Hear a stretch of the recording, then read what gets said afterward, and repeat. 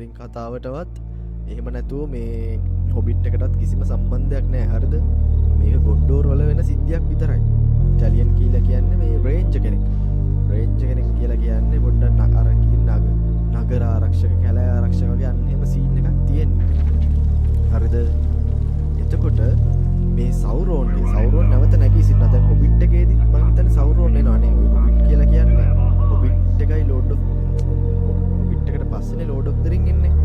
මේ කතාව හොබිට් එකයි ලෝඩ් ඔෆ් ද රින් එක අතරමැද කතාවක් වගේ සීන් එකක් පොඩියට තියෙනවා. හරිද? එතකොට මේ සෞරෝන්ගේ නැවත ආගමනයට සූදානම් වෙනවා. එයාගේ ඉන්න ලොකුම කැප්ටන්ස්ලාද ඒකට කවුද කියන්නේ? අපි ගම්මු කියන්නේ දකුණු අත වගේ රයිට් හෑන්ඩ් සෙට් එක. ඒකේ ඉන්න ලොකුම කෙනා තමයි මේ බ්ලැක් හෑන්ඩ් කියලා කියන්නේ. හරිද? ඉතින් මොකක්ම හරි හේතුවක් මත මෙයාලා මැරිච්ච එල්ෆ් ලෝඩ්ව ගෙන්නන්න ඕන කමක් කෙනා මෙයාලට එයාගේ පවර් එක ගන්න ඕන හින්දා. හරි. ඒ ගෙන්නන්නේ මේ